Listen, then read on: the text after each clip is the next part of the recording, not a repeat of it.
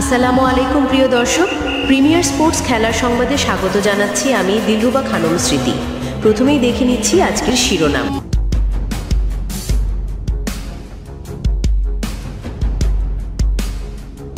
শেষ পর্যন্ত সকল ঝলপনা কল্পনার অবসান ঘটিয়ে সিরিজ জয় পেল বাংলাদেশ। শুনছিলেন শিরোনাম, বিস্তারিত এস.এম. শামীমের ডেস্ক রিপোর্টে। প্রথম দুই টি-20তে ব্যর্থ হলেও শেষটায় ক্যারিয়ার সেরা ইনিংস খেললেন ওপেনার তানজিদ হাসান তামিম। তার দুটি ছড়ানোর দিনে প্রথমবার শ্রীলঙ্কার বিপক্ষে টি-20 সিরিজ জয়ের স্বাদ পেল বাংলাদেশ। কলম্বোতে বুধবার 16 জুলাই সিরিজের তৃতীয় ও শেষ টি-20তে শ্রীলঙ্কার দেওয়া 133 রানের লক্ষ্যে ব্যাট করছে বাংলাদেশ। এই প্রতিবেদন লেখা পর্যন্ত 11 ওভার শেষে টাইগারদের সংগ্রহ 2 উইকেট হারিয়ে 93 রান। তানজিদ তামিম 34 বলে 56 আর 5 বলে 4 রানে অপরাজিত রয়েছেন তৌহিদ হৃদয়। জয়ের জন্য লাল সবুজদের প্রয়োজন 56 বলে আর মাত্র 40 রান। প্রথম টি-20তে 7 উইকেটের ব্যবধানে হারের পর দ্বিতীয় ম্যাচটি 83 রানের ব্যবধানে জিতেছিল বাংলাদেশ। 1-1 সমতায় প্রথম 2 ম্যাচ শেষ হওয়ায় তৃতীয় ম্যাচটি পরিণত হয়েছে অলিখিত ফাইনালে, যেখানে সহজ লক্ষ্য পেয়ে ব্যাট করতে নেমে ইনিংস শুরুর প্রথম বলেই ওপেনার পারভেজ ইমনের উইকেট হারায় বাংলাদেশ। অবশ্য দলকে চাপে পড়তে দেননি আরেক ওপেনার তানজিদ তামিম ও অধিনায়ক লিটন দাস।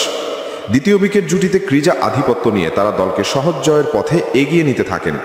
ইনিংসের নবম ওভারে গিয়ে ভাঙে তাদের 74 রানের জুটি। 26 বলে 2-4 ও 2 ছক্কায় 32 রানে লিটন আউট হলেও 50 তুলে নেন তানজিদ তামিম।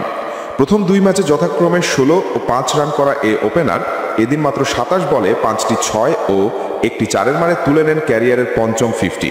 তাকে সঙ্গী দিতে ক্রিজে এসেছেন তৌহিদ হৃদয়। এর আগে শেখ মেহেদী হাসানের বোলিং নৈপুণ্যে সিরিজ নির্ধারণী ম্যাচে খুব বেশি পুঁজি পায়নি শ্রীলঙ্কা। টস জিতে ব্যাট করতে নেমে নির্ধারিত 20 ওভারে 7 উইকেট হারিয়ে 133 রান সংগ্রহ করে তারা। 39 বল মোকাবেলায় সর্বোচ্চ 46 রান করেন প্রথম নিশাঙ্কা। এছাড়া দাসুন সানাকা 25 বলে 35 আর গোবিন্দু মেন্ডিস 15 বলে 21 রানের ইনিংস খেলেন। 4 ওভার বোল করে মাত্র 11 রান খরচায় 1 মেরেন দিয়ে 4 উইকেট পান শেখ মেহেদী। এস.এম. Shamim, premier sports. সংবাদ শেষ করার আগে শিরোনামগুলো দেখে নিচ্ছি আরেকবার।